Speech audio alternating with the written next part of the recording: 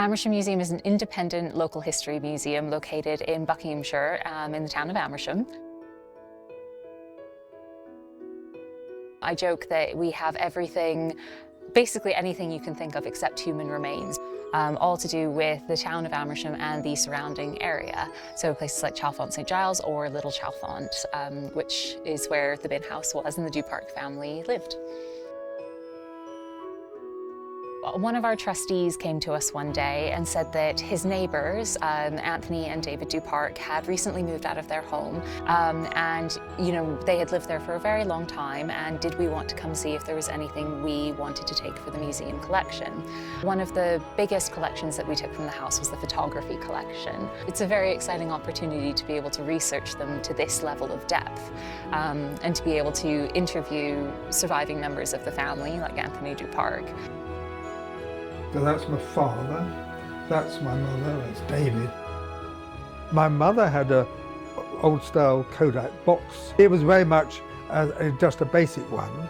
And Mr. Haddon, who ran the chemists in Old Amersham, he used to develop the film for us. I was very lucky to receive a research fellowship with the Understanding British Portraits group, which has enabled the museum to further catalogue, research and do project work with the Duparc family portraits. We have quite an active young curators group at the museum, so for ages 14 to 18. And we opened the door and it was a total time warp. The newest thing in the entire house was a microwave from the 70s. I knew when I got this fellowship that I really, really wanted to work with that group of young people and sort of introduce them to the Duparcs. It was so incredible looking at how these people's lives progressed. So from the main couple, whose name were Ursula and Isaac, from when they were kids, all the way up until these two gentlemen who are very elderly today, were grown and their parents had gone. I really liked this one, which was Ursula. Well, yeah, show everybody because I love this one too. I think it just shows that despite these people being from the past, they're quite similar to us really in many respects. Because there seems to be a lot of war photographs, and yes, it's from both World Wars. Yes, well, that's my parents, that's my father in his civil defence uniform. Yeah. And that's your mother? That's my mother. My mother looked after me because, of course, I was 2 when the Second World War started. My father was an air raid warden. They met through the liberal Jewish synagogue. Little Chalfont didn't exist in those days, in 1923 when they were married. It was just a community which built up around the station. The first sort of memory of growing up was, of course, food rationing. There was just standard bread, margarine. So I knew it was difficult. I understood the reason why. If planes went astray bombing London, then the air raid siren at Amersham would go. We didn't have an air raid shelter, but I had to sort of disappear under the stairs or something like that. One of my aims for the young curators for this experience is for them to gain an appreciation of photographic collections and not just, oh, isn't that a pretty picture in a museum? So starting next time, we're going to have a little bit of a play with these, and we're going to talk about actually how were all of these physically taken, and how we go about using something like this that was invented in the 19-teens.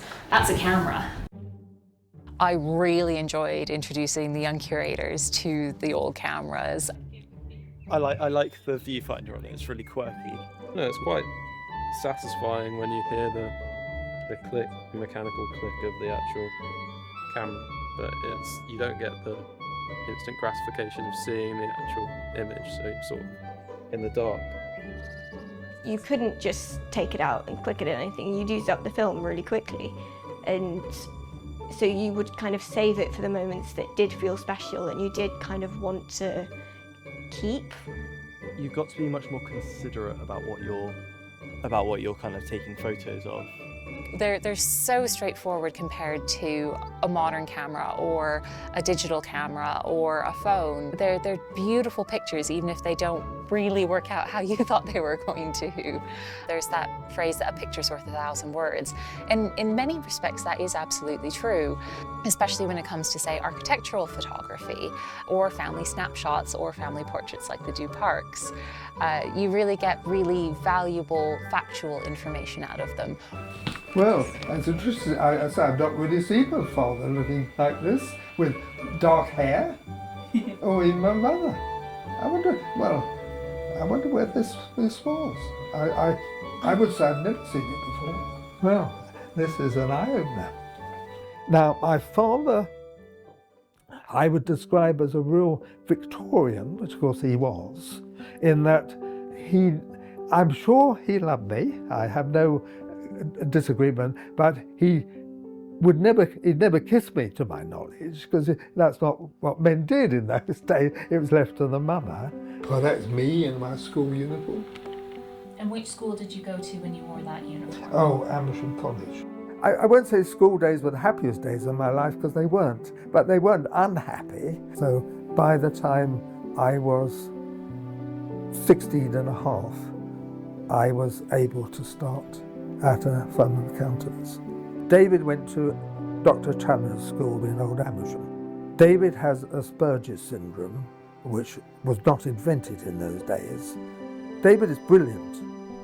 He studied himself and eventually got a double BSc and a PhD. I retired at the age of 60 and he retired at the age of 67 at the same time. David relies on me still, let's put it like that.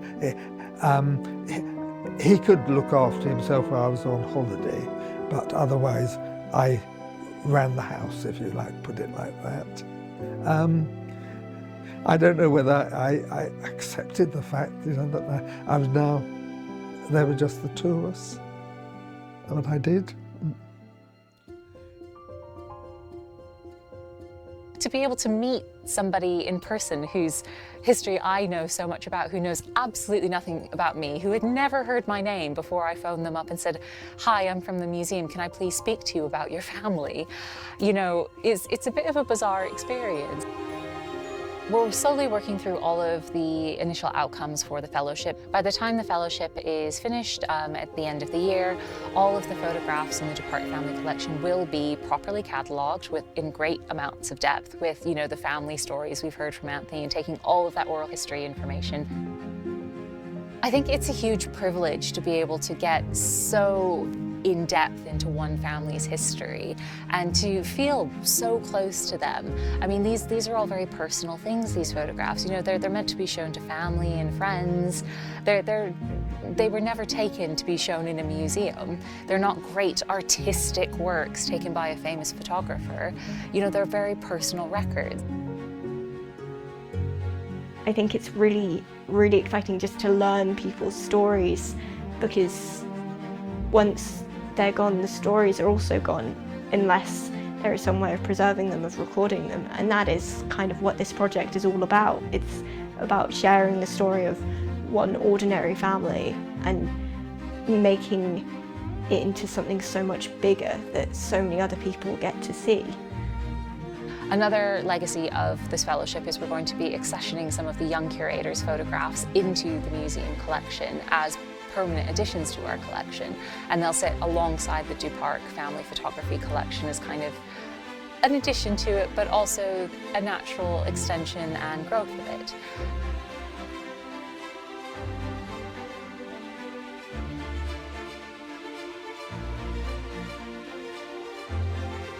It will be very interesting to kind of see other people's reaction to these photos going out.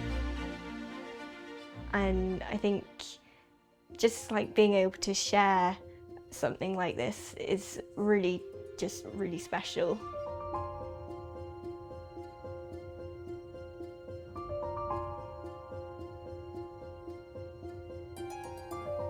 We're here for the community, but we also record the community in a way and keep their history intact, and then kind of have this really lovely feedback loop of having modern people look at historic objects and then contribute modern objects, which will then be looked at as historic objects.